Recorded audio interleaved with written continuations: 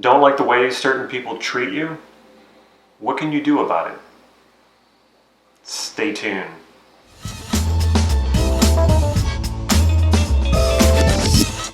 This is Damon Cart from NLP Gym. How to train people to treat you well. If you haven't already, please click subscribe to this YouTube channel so you can get these videos on a regular basis. Start off by thinking about someone in particular. If you think about a few people or a group of people, this becomes a little difficult. So we want to focus on one person in particular, and you can do this with several people, but one at a time. So think of someone in particular who is treating you in a certain way that you don't like. And it doesn't have to be terrible. It doesn't have to be abusive. It could just be that you just don't like the way that they treat you. Ask yourself this question.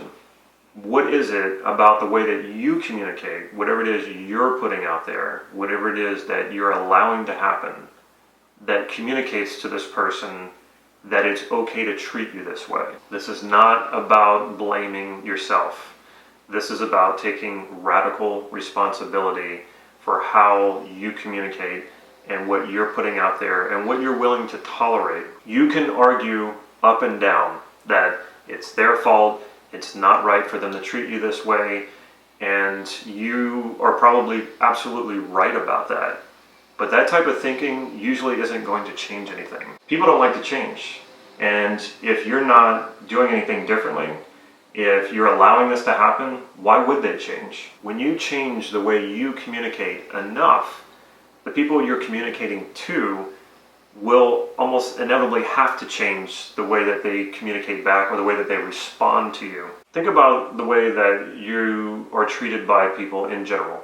You know, if you were able to put sort of an average on it, how well people treat you on a scale from 1 to 10, 10 being the highest. And think about, in general, how well you're treated. And that might have to do with respect. That might have to do with people being very giving or not being very giving with you.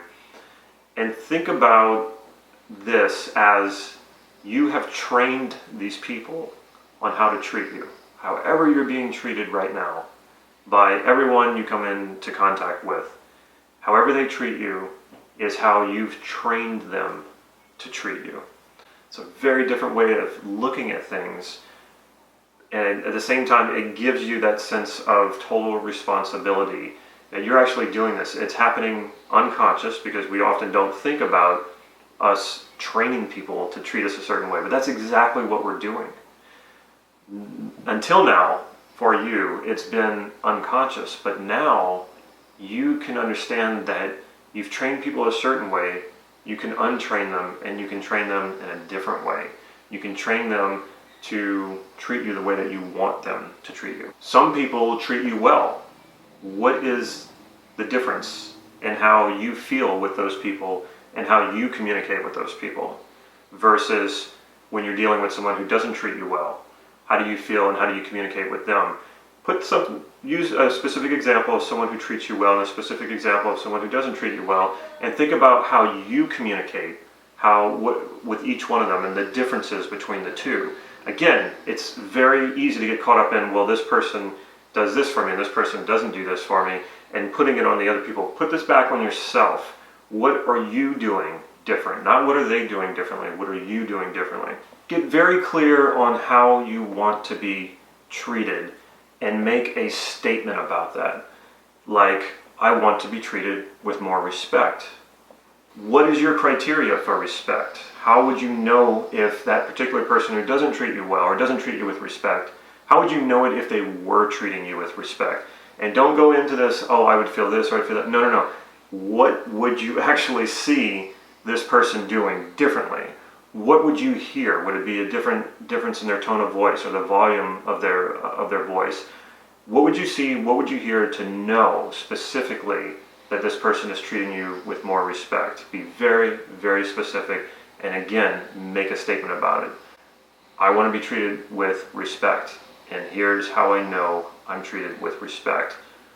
People talk to me, they look me in the eye, they talk to me with a steady tone that is not too loud and not condescending. That's a statement. Make statements like that. And it might not be respect, it might be something else. Again, know how you want to be treated, make a statement about it, and define the criteria and say all of this out loud. Practice it. Then get clear on all the ways that you've been treated that's not okay. And get very clear about what you see and what you hear that lets you know you're not being treated the way that you want to be treated. So again, making statements. It's not okay to treat me with disrespect. And how I know you're treating me with disrespect is your voice is too loud and your tone is condescending. That would be an example of a statement. So you're getting very clear about this and you're speaking it, and making these statements are very important because now you have the words, you have the statements, and you're practicing them. You know what it is and you can speak it. When you're very clear on how you don't want to be treated and you have those statements, make sure you have the statements ready to go of how you want to be treated instead. So don't just tell someone what you don't want. Don't just tell someone what not to do. Tell them what's not okay and then what is okay. It's not okay, for example, it's not okay for you to raise your voice at me. I'm standing right here. I can hear you just fine. I prefer that you speak to me in a normal volume, at about the same volume that I'm speaking. So there's my statements. I have a statement of what's not okay, and I'm able to tell then the person, guide that person in telling them what is okay, how I expect to be treated. So make sure you have both statements, what's not okay and what is okay. When you practice these statements, really feel them. Feel them when you say, it's not okay to be disrespectful to me. It's not okay for you to raise your voice to me. How I want you to speak to me, or how I want you to treat me, is with more respect. How I want you to treat me, or how I want you to talk to me, is in a normal tone of voice that's not condescending. I'm not a child. Say those statements and feel them. Know them that they're real. You're drawing your lines in the sand. The problem with a lot of people is they're not conscious. They don't have well-defined lines of what's okay and what's not okay. They know it when it happens because it doesn't feel good. And even when people are treating them well, they feel good, but they're not really thinking, oh, this person's treating me well. They just feel good. Bring all this stuff into consciousness. When you have it in consciousness and it happens and it doesn't feel good, and you're not sitting there going, oh, I don't know why I don't feel good, and then you reflect on the situation later and you're like, oh yeah, that person treated me really bad, and that reminded me of this and that, and then now I don't feel bad. No, you're going to be ready to go. You've practiced this. When somebody treats you in a way that you know is not okay, you know it right away, and you're ready to tell that person what's not okay, and you're ready to tell that person, give them instructions on what is okay for you. What's really interesting is just by practicing this, people, and in particular the person who you have in mind who's not treating you well, will often start treating you better. They will treat you differently because they get a sense that you know where those lines are and you're very clear about that and you're willing to say something about it. You're willing to speak up about it. It's amazing how just that alone causes people to treat you differently. Now, that's not going to be the case all the time. There will be times where a person will continue because that's what they have in their mind is historically I've treated this person this way, I will continue to treat them this way, and you will have to stop them and to speak up for yourself. This doesn't have to be confrontational. You don't have to raise your voice, you don't have to get loud. You just simply say the statements that you've practiced. Again, be very clear on how you want to be treated and what's not okay, and make those statements and feel those statements and know it.